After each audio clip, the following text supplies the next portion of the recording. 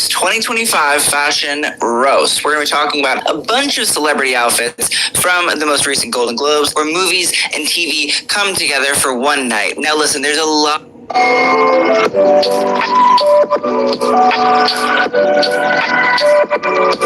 Hello everybody, my name is Luke Marr, and today on... Hi you guys, so we are here for the live. Now, if you see our lives and you see just one stream, 2 streams, 3 streams, remember, our site is really for celebrities. Those are the ones who really love what we are doing. Those are the ones who come.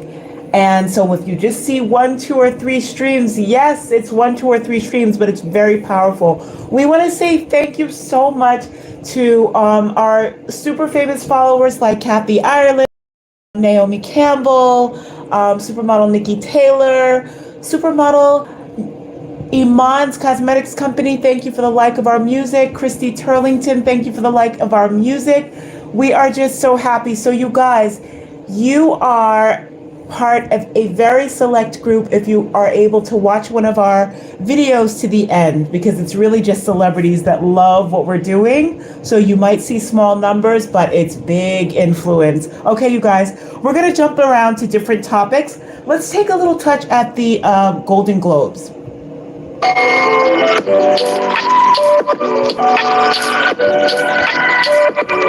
Hello everybody, my name is Luke Marr and this is Hot Mode, and today on Hot Mode we're getting into the Golden Globes 2025 Fashion Roast. We're gonna cut suit. Next up we have Cynthia Erivo. She's wearing Louis Vuitton. I love... That's okay. Next up is Elle Fanning, who is wearing Balmain. Now this is a custom Balmain gown by Olivier Roustan, but it's actually needed too. Next up we have Jonathan Van Ness wearing Christian Sirian. Not understanding. Next up we have Margaret Qualley, and she's wearing Chanel, and I think this is really lovely, which I feel like I don't get to say about Chanel a lot. I'm hoping that I get to say a lot of that in the future with Mathieu Blasi going there, but this is really sweet. Like, Chanel studio team, I see you, I respect you, I appreciate you. It's just a... Okay guys, so just a little touch of what is going on. What did you think about the Golden Globes? You know, I know you guys, we kind of like to do a little bit of what's going on, but I know a lot of you sometimes want to break from what's happening. So let's look at this video. Now, this video is out about the downfall of the beauty industry. Let's see what this is about. 1 in 3 kids in America is growing up without a mentor, and the only qualification you need to help them. This is from YT Wake 'em Up. Okay, YouTube Wake 'em Up, I guess. What up, YouTube? It's YT Wake 'em Up. We back with another video. Let's talk about the downfall of the beauty industry. Kind of saw this one coming, didn't we? We kind of saw this one coming, especially. All right, let's get deeper into the video and see what's being said. 9 years, and this is by far the least amount of money I've ever made doing lashes. People don't have a lot of money right now to get eyelash extensions, which is like fine, whatever. And also, if you're a lash tech, seriously, like, please listen to me when I say this. You don't need to comment that this is the most money you've ever made because you are a minority in this. I would dare say majority of lash artists are struggling, okay?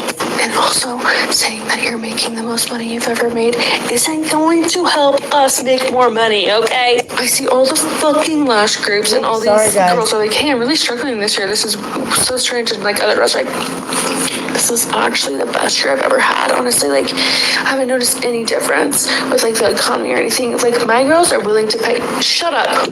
Listen to yourself. Do you want a fucking cookie? Some of us are starving, okay? Brand owner, we need to be talking about this. Before I get into this, I want to make sure that we're approaching it with the right mindset.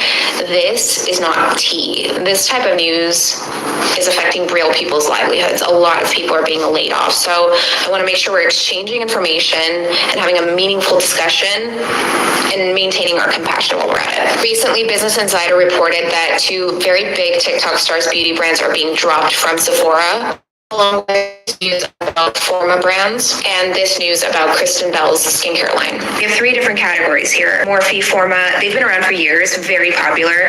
TikTok creators as brand founders, it's happening more and more, but it's a newer thing. And of course, we've seen, in my opinion, way too many celebrities coming out with beauty brands. The problem is most of these brands are not working. What we're observing is pretty much the old ways of running a business, specifically in beauty, just no longer working. I'm afraid we're going to be seeing more brands going under because these old models simply do not work. You can still grow a business in beauty in this climate. Community still works, but I think what we're missing is authenticity, one, and just a slower approach. Even VCs are like done. They're hardly investing anymore in beauty brands. You have to be coming in with something fresh and different, and most importantly, has the probability to be profitable. The old pitches just don't work anymore. Especially if you're somebody who has it on your mind to be a brand founder in this climate, I would invest some time in some heavy research. Even when I started Monday Born 2.5 years ago, out the gate, we came onto the scene with the understanding that our growth would be slow and intentional. And I'm very, very grateful to say that we've been profitable almost since the very beginning. Anyway, I'm out of time here, but this is part of a much larger conversation that Okay, so what do you guys think about that? She says, she's I been hope you're interested in, profitable because it is from the beginning, but she really focused on slow and intentional growth. So what do you guys think about that? A lot of times you see people trying to jump into things, trying to jump into success, looking for huge numbers, but that sentiment that if you work on things, slow and steady wins the race. What do you guys think about that? Because, on this channel, we talk about depression and we talk about, are you happy? We talk about those issues. Now, of course, this is not professional advice. This is just our fair use 1976 critique. And we're looking at all of these videos together and just, doing an analysis. But what do you think about that? The idea that if you work steadily towards things, rather than trying to, you see the thumbnail for this video, are they being forced to fight? Sometimes people feel like they're compelled to fight with others. Sometimes they feel like they're fighting with themselves, maybe getting in their own way. So I like the sentiment that she's talking about, the slow growth that she had, the intentional patience. What do you guys think? Okay, let's hear more. It is a critical time for this industry. This is another thing I tried to tell people a couple of years ago. When everything hitting the fan, do you think people are going to be interested in buying beauty products? Do you think they're going to be interested in buying photos even? Getting photos made. You can take a picture off your iPhone. What you need a photographer for? Even me as a clothing brand owner. What you want to buy my clothes for? If you got to choose between paying your bills or being homeless, you're not worried about the clothes that you have on. You're not worried about taking pictures. You're not worried about your appearance, your avatar. You're not worried about the way you look to the world. You're worried about being able to be stable, being able to stay afloat. You know what I mean? Like, he's making very interesting points, you guys. Let's get deeper into it. Hard to even connect to people that do the same thing as you. I'm not one of those people that really care about people saying like something is oversaturated, because I feel like there's enough money out there for everybody. But what I will say is, when things become a trend, it kind of takes the purity out of it and like the genuineness out of it. And like now, like people are starting to become catty. Like the competition spirit is just it's at all-time high. Like it's even hard to even connect to people that do the same thing as you, because you're going into it like, oh yeah, like we can actually be cool, like we do the same things. Like you understand they're going into it like either trying to get stuff out of you. What do you guys think about that? Hold on. Let's get her on a nice picture. There she goes. What do you guys think about that? She just said she feels like it's hard for people to connect. Like it seems like people are catty, sometimes, trying to fight each other. And, you guys come to Model Poetry. Again, you might see one person here, 2 people, 3 people, but it's really celebrities that come. And from the beginning, it's always been celebrities that are interested in what we're doing. right? So we have lost interest in fighting for that sort of grandiose thing, or fighting for those trends, or running alongside. If we see a trending topic, we might join in to have a discussion, but only if we're really interested in it. We might be interested in talking about gardening that day or food that day. So you guys, when we ask you that question, are you depressed? Are you fighting with others or fighting with yourself, running up alongside what other people are doing rather than finding your own joy? Let's hear more of what she has to say. Just simply like keep your enemies closer type vibes. I don't like none of that, and I had been lashing for so long, and I feel like I had just kept getting signs like you need to stop, and you need to you just need to stop right now. Like at this point, I was doing it just for the money because I was making fast money, and it just wasn't a passion of mine anymore. This loud ass truck pisses me off.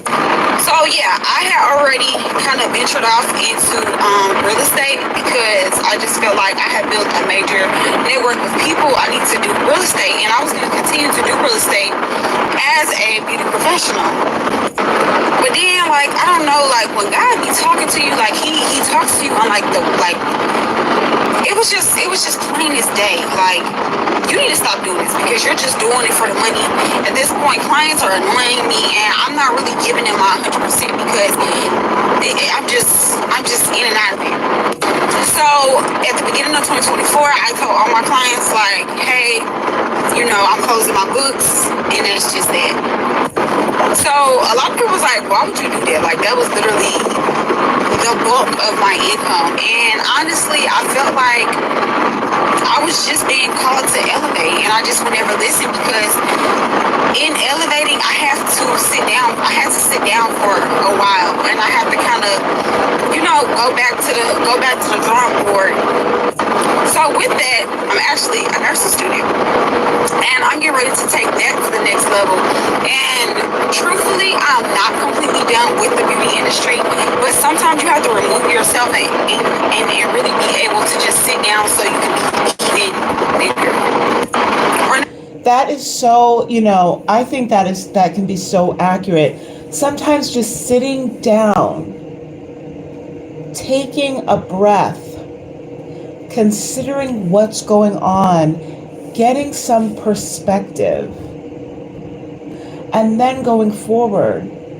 Sometimes you can be sad about things and you don't even know that your emphasis is on what other people think.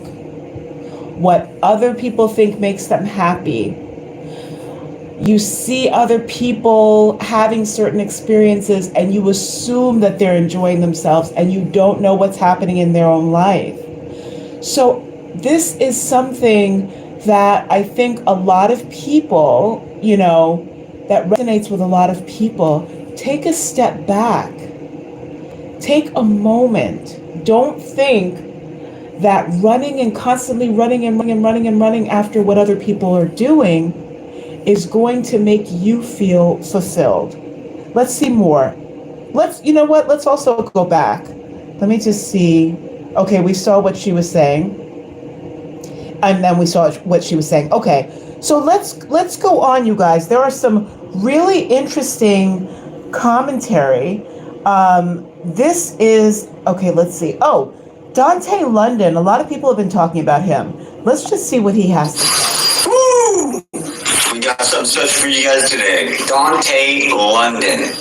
If you guys haven't heard about him and you don't know who he is, you're about to find out. Stay tuned. Came from the bottom of my head to go get it. Stand on my own, you know that I'm with it. Keep it 100 straight from the beginning. I ain't too social, I'm keeping my distance. Gotta go get it, it's all in my vision. Got to be real from the very beginning. Okay, so Dante London, who the hell is he? He is the man blowing up the internet. This guy somehow has figured out a way to disrupt the YouTube algorithm, and basically he's broken YouTube. He's figured it out. The guy has gone in a matter of a couple months from 1,000 subscribers to 41 to 42,000 subscribers, probably more now since you guys will be watching this video. It's probably gone up since then. But Dante London, you guys need to check out who this guy is on YouTube. He is a great creator for content right now. I actually really enjoy watching his stuff. It's very raw. There's not a whole lot of editing to it. It's very genuine feel to it, and all of the settings are at home, at the grocery store, doing everyday tasks. And this man literally gives you the formula.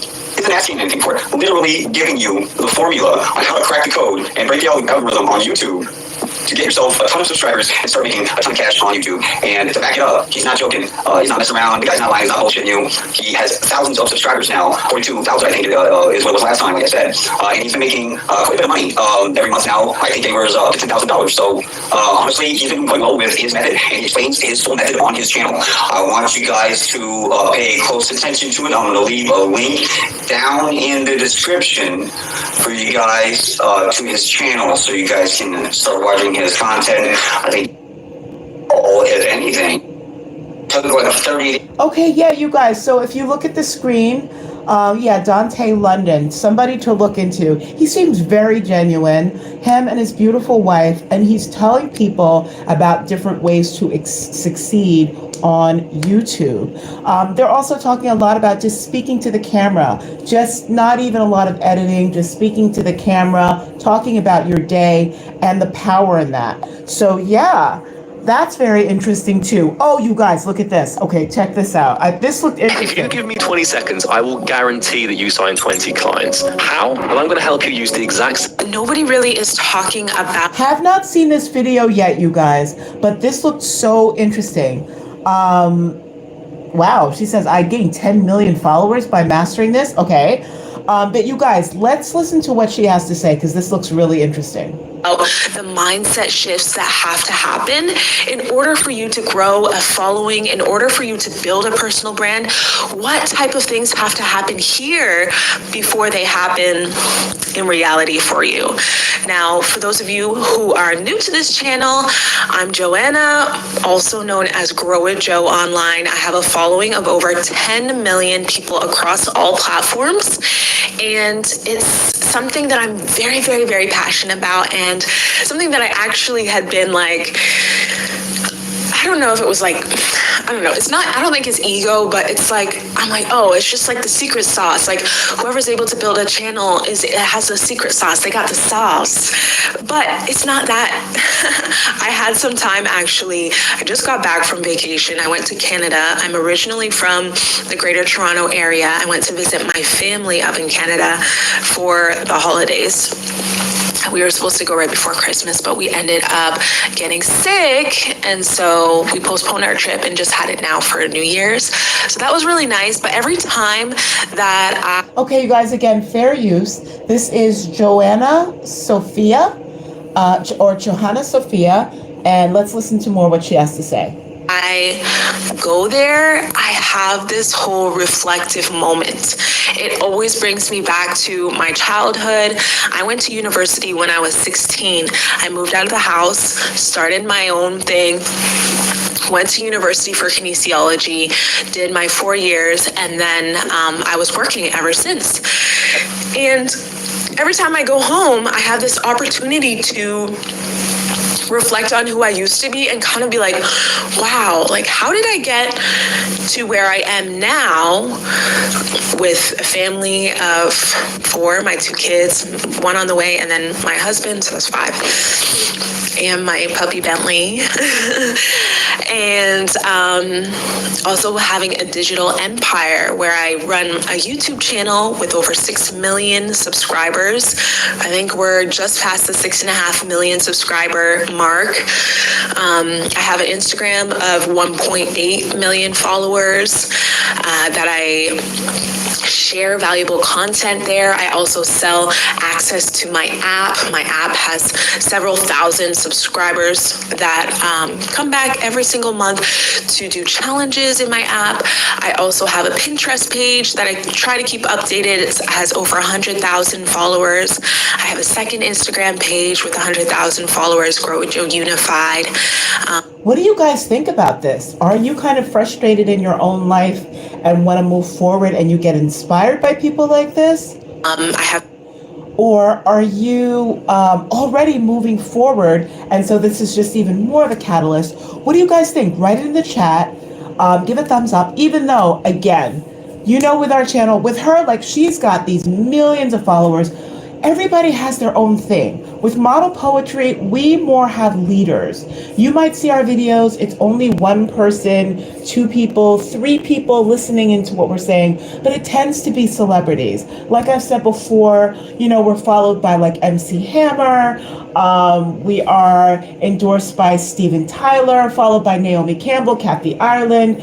You know, it is really people in the public eye who kind of get rejuvenated by our content. And so everybody has their thing. For us, it's really celebrities and leaders. They're the only ones that really pay us mind. Others will swoop in, swoop out. But people with that kind of trajectory just kind of get model poetry. And, you know, it's so interesting because we remember with Annalyn McCord, there were all of these people, all of these paparazzi that wanted to talk to her, but she was really more interested in what we were doing. And I think when you stay true to what you like, when you're honest about what you like, people will be interested in what you're doing too. So for her, it might be millions of people across different platforms. For us, it's select people who, you know, just home in on what we're doing and really take an interest. I mean, Andie MacDowell is one of the most celebrated supermodels, legends in the industry. She has endorsed model poetry. So yes, this beautiful woman has millions of people going. We have people who influence millions. Those are the ones who are interested. Of course, we cherish Naomi Campbell, that she follows us. We cherish Kathy Ireland. These are women who have built empires. And, you know, it is just amazing. So go for your own thing. What is it that you like to do? What is it that's different for you? You might see somebody else, you know, and they seem to be going leagues ahead, but they don't have the special thing that you have. They don't have, you know, there are celebrities and people in the public eye who would not be able to get a follow from some of the people who follow us. We just stay very close to what we're doing. When people go to modelpoetry.com, they just feel comfortable there. It's a particular select group that we attract. Let's listen to what she has to say more. TikTok that has 3 million followers. So across all of my channels, I have 10 million followers, which is crazy to think about because back when I started all of this, I was like, you know what, I just want to do great. I want to be great. I even said that I wanted to be a household name. And in some funny way, I've become the household name for at-home fitness. So that's been really cool. But here on this channel, I want to share basically all my knowledge, my insight. I used to think that it was like the secret sauce that you had to have in order to build this. But in my reflections, I realized that no, it's actually several mindset shifts that had to happen in order for me to come to where I am today. And my mind is completely different from when I was before university. I mean, I would hope so. Before university, I was 16 years old, and now I'm 30 years old. So it's completely different in that way. But it's also very different in the way that I perceive myself, the way I perceive the world, the way that I present myself, what I do, how I share online. And so today I wanted to start, before I gave you all of these really impactful mindset shifts, I wanted to share a little journal entry. I went through my storage. We had a storage unit in Toronto for 4 years. There's power in the word no. At University of Phoenix, there's no application fee. Entrance. 4 years, yeah. So a little backstory. I had my son in Canada 4 years ago, almost 5 years ago now. My son will be 5 in March at the very beginning of COVID. And at that time, Toronto was very locked down. Florida was looking definitely not nearly as locked down. And so 4 months after he was born, my husband's like, let's move to Florida. That's where he grew up. This is where I met him, in Florida. And let's raise our family there. And I was like, you know what? I was reluctant. I love my Toronto. I love my Canadian fam. I love being close to my family. I'm one of 11. So it was really hard for me to leave all that behind, especially 4 months postpartum. But I was like, you know what? This is what is best for my family. This is what's best for my husband. He couldn't stand the cold. And now that I go back there, like, and experience it again, I was like, okay, I was not made for this. I don't know how I... This is so interesting, you guys. Let's go deeper into it. Work on your attitude towards your children and your family, towards yourself. Work on those things that don't take time, but in that next season of life, when you do start to have a little bit more time, those are the things that are going to be your foundation that allow you to see, wow, okay, I can do this. And they build that confidence.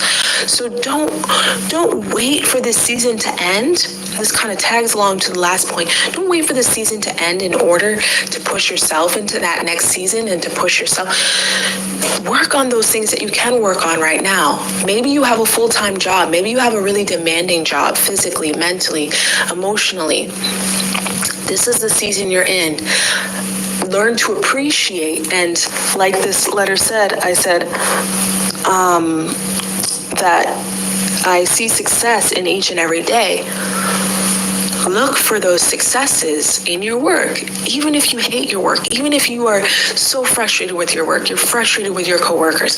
Look for those successes. Look for those opportunities to realize that, you know what, this is not just right now. These small things, my communication, the way I present myself, the way that I talk to people, me learning these sales tactics, me learning how to problem solve, me learning how to deal with customers, whatever it is. And I did this even when I was working at McDonald's, me learning how to be cheery even when I don't feel like it. Those things I'm going to take into that next step of life. Believe it or not, there are so many things that when I was working at McDonald's, I took from that and I brought it into what I'm doing right now. And it sounds so unlikely. McDonald's selling unhealthy foods versus Grow with Joe, sharing online how to live a healthy lifestyle. They're two polar opposites. They could not be any more different. But I was able to pull from that season of my life where I was forced to make ends meet and push that into this new season of my life where I am now doing what I love, That sounds wonderful, you guys. And that's a really good place for us to take a pause. So what do you guys think? What is your opinion on this? It is so great to hear what she has to say. Let's look at this as well. So if you're finally ready to take a trip without the kids, why stay at a hotel? Sometimes in the worst of heartbreaks comes the biggest glow up possible. I think something that doesn't get talked about a lot is how lonely a glow up journey can be. Sometimes we want all these different things from all these different people because we're not giving it to ourselves first. Honestly, you teach people how to treat you at the end of the day. All right, you guys, Jazz Turner. Let's see what she has to say. Nobody really is talking about the mindset shifts.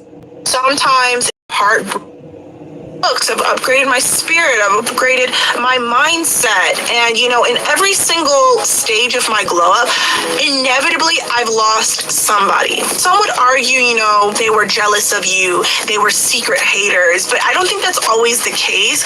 I think every single situation is different, but when you start to operate on a certain frequency and another person isn't, it's bound. No, everybody's not supposed to come with you. I've had multiple friendship breakups in my life, and I don't think anybody was overtly at fault. Always come when I've been trying to better myself. I had one friendship breakup where I left law school. I called this person and I was leaving law school. They stopped talking to me like that day. I had a friendship breakup where I told the friend, I don't want to talk about how we hate men all the time. I don't want to talk about men all the time. I don't want to complain all all the time. I don't want to have these therapy sessions. Like, I want to talk about, I want to plan trips, and I want to talk about fun things, and I want to talk about bettering ourselves, and done. And that's also my perspective on anything that's...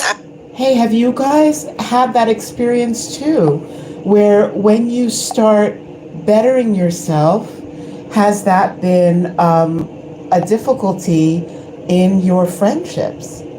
Have you had that experience? Write it in the chat. What's been your experience with that? Ever happened. And there's obviously deeper layers to all of those stories. And, I've been a bad friend sometimes. I've had bad friends sometimes. I've gone through friendship breakups. I've re-mended friends. I've been through it all. But it still keeps playing in my head. I'm like, why is it that whenever I decide to turn inward a little bit more, or to focus on myself a little bit more, or to make a life change for myself, is it that I always end up losing a friend? Because it's very hurtful. Friendship breakups are very, very, very hurtful. There is a sentiment that friends sometimes are only for seasons. Sometimes that season is for 10 years. Sometimes that season is for 5 years. Sometimes that season is for 5 months. You could argue the same thing with romantic relationships. This whole conversation can be, redirected to romantic relationships, but it still hurts the same. It still hurts when you're trying to upgrade your life and you don't understand why people can't see that does kind of take stepping back. That does kind of take not going out as much. That does take, changing the cadence of a conversation. That does take, a certain elevation of who you are. Optimistic part of me likes to think that whatever next stage God is bringing me into, whatever next part of my glow up journey, part of my elevation is supposed to be, that for some reason that person in my life would inhibit what God has planned for me. I like to think of it that way, because if I start to think I start to think of like, what's wrong with me? What did I do wrong? Maybe I am changing too much. Who do I really think that I am? And that's such a negative route of thinking, because at the end of the day, truly, it doesn't have to be absolutely, but you are kind of who you surround yourself with. And we do accept the love that we think we deserve. So if you don't want to smoke. You don't want to smoke. Trying to outsmart nicotine? You don't want to smoke.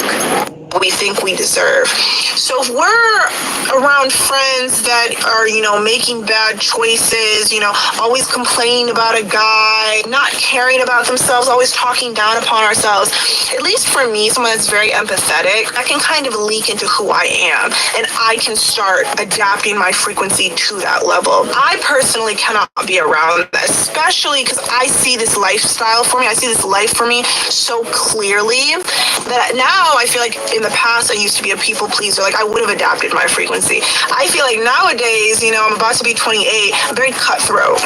Almost to the point of too cutthroat. That's also like another thing. Like, where do you find the balance, You either kind of accept this treatment and you've been friends for this amount of years, like, whatever. Or do you just cut off that person off this first sign of a red flag? Do you have a conversation? Do you have boundaries?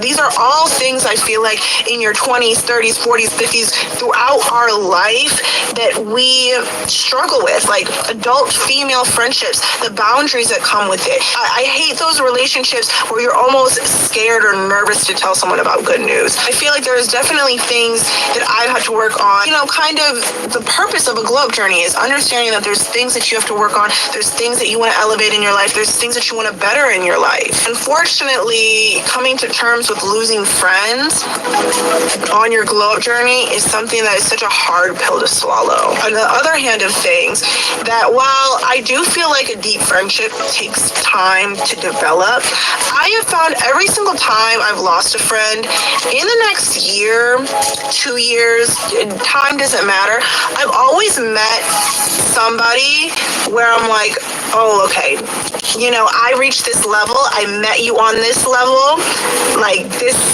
this works for who I am right now. I remember, one time I went to New York and I met a couple content creator friends, and I sat down at dinner with them, and the conversations we were having, and the depth of things we were talking about, and the female camaraderie and the hyping up and the compliments and everything like that. I'm like, this is what I want out of a female friendship. This is what I want at this stage of my life. This is, what I crave at this point of my glow up journey. And that should make you feel good. Like whenever you're losing a friend, it's hard. It hurts. It sucks. But you have to know that by you pouring into yourself, by you working on yourself, is you working on becoming a better friend for that friend that you deserve in the future, for that relationship that you deserve in the future. But it all starts with you. Sometimes in the worst of heartbreaks comes the biggest glow up possible, whether that's glowing up in personal relationships, whether that's glowing up in the gym, whether it's glowing up physically, inside, spiritually, whatever it might be. Sometimes it takes a heartbreak, it takes a rock bottom, it takes losing friends to really turn inward, to look at yourself, to see what you need to work on, to be a better person for yourself first and then others as well. I think something that doesn't get talked about a lot is how lonely a glow up journey can be. It feels like such a singular path. It feels like, you're looking at your past, you're looking at your present, and you're looking at your future, and you have such a specific perspective on it that it can be hard. First of all, it can be hard to be vulnerable with people that you are struggling, or, that you are going to start working on yourself. Like, that takes a lot of courage, that takes a lot of confidence, that takes a lot of vulnerability to let people in. Still to this day, whenever I have anything big happening, it's probably like my boyfriend and my best friend. Probably like two people on this earth really know when things are happening. And I have no problem with that, but that should show you, I've been working on myself for years now, and I still kind of get scared about sharing things with people, because I think the worst thing ever is when you are excited about something, or when you share something with someone and you don't get the reaction that you want. And it's almost a signal to my brain. It's just like, you're not supposed to come with me. Like, whatever I'm about to talk about, whatever business venture, whatever next thing I'm supposed to talk about, you are not supposed to come with me. And I hate that realization when you kind of look around the room, or you look around you, and you're like, this does not serve me anymore. I mean, it's a beautiful realization, but it's also, when you go down your glow up journey, unfortunately and also fortunately, there is an... What do you guys think about that? Have you had that experience where you kind of, with such sadness, feel like the dynamics in your friendship are changing and it's painful? Isolation, I feel like, with a glow up journey. Whether you're focused on your fitness journey, spirituality, relationships, career, finances, whatever it might be, there's a certain aspect of turning so inward and putting your head so down that texts start to slip up, phone calls don't get answered, you start to recluse yourself a little bit. It's normal. It happens to the best of us. I have so many moments where I start to turn inward, and I respond back a week later, and luckily I have friends in my life where it's like, girl, like, we know you by now. Like, we know when you turn inward, like, you need that time to reset and to get after it, or you have something on your mind. Like, we respect that about you. But I also used to have friends, where our communication styles were so different that me turning inward was almost like an attack on them, which it never was. So your glow up journey is part of it is lonely, and that part sucks, Out of that loneliness, though, needs to breed such a high level of self-respect and such a high level of self-love for yourself. If you expect a friend to show up for you, to show up at your events, to be excited for you, you need to show up for yourself. You need to be excited for yourself. All right, you guys, I think that's a good place to end on. You guys are so wonderful. I hope you grew from this live. I hope you were inspired by some of the words that were said, some of the things that we talked about. You can go back on the live to see. You guys are absolutely wonderful. You can go to modelpoetry.com to see more of what we're doing. Thank you to all the celebrities that are following us, all the leaders, people in the public eye who want to have an impact. Love you guys so much, and we'll see you next time.